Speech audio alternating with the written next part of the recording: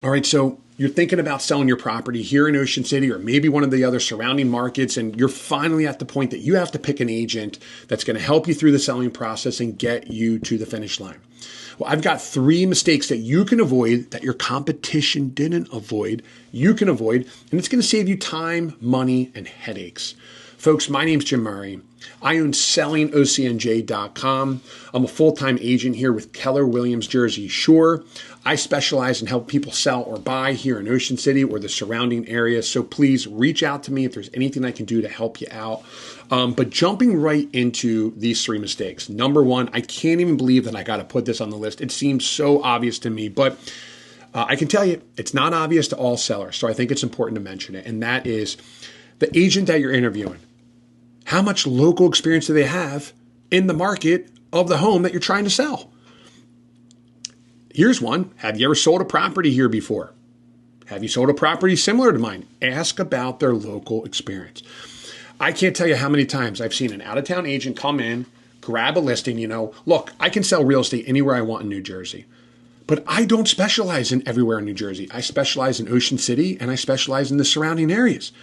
All I have to do is go on Zillow, grab market share through ad spend, and next thing you know, I'm categorized as a premier agent in some area that, number 1, I've never visited, or number 2, I've never sold anything in. So ask the question about real local experience. And here's why. Number 1, I can tell you this. The market that we were in and that we were in over the last year or 2 or 3, where you were just beating the most recent comp. Every time you would list, hey, what was the most recent comp? We're going to go right above it. Those days are over, at least for now. And to me, I feel like the bottom line is that you have to have a network of agents locally that you do business with. And if you're not connected in the area that you're trying to sell a property, it's going to hurt the amount of activity that you have. I mean, listen, just here in Ocean City, I have, I think, 1 or 2 text message threads that I can basically send listings to almost every single agent. And I'm not some random number. These are people that I've done deals with over the years. And I think that there's a value on that sellers are not putting enough weight on. So that's mistake number 1. Mistake number 2 is don't downplay the agent that's trying to have a hard conversation with you regarding price right out of the gate. Question the agent that is on the moon above your expectation, dangling the value carrot. There's not enough sellers that want to hear real solid facts. What they want to do is they want to be wowed. So if you have one agent that's giving you a value that's up on Mars and the other agent is saying, hey, look, here's comps. Your property's worth X. I'm sorry it's not. I don't think it's worth as high as that, but I do believe that my numbers are accurate. Stop for a second and listen to what they're saying. Because if you pick the wrong agent, the second you sign on that listing agreement, you're stuck. So if you pick a price up on the moon and it's way off, your property's going to sit. It's going to go stale. And look, I think we got a 6-week window now. It's, fall of 2024. I think we got 6 weeks to sell homes. After that, we're going to be up against a presidential election. We're going to be up against the holidays. I think things are going to be quiet, probably until spring of 2025. So if you need to sell and you pick the wrong agent because you got excited about a price and they know, you got to watch my other video. It's called Buying a Listing.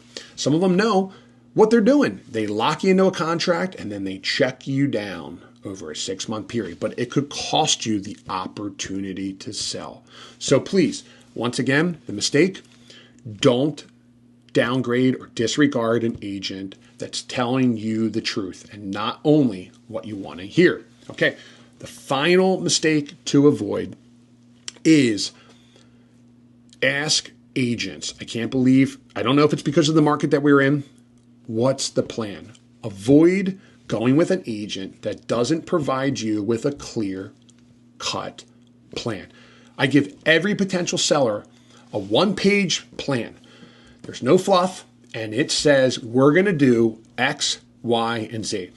Who we're going to target and how we're going to target them.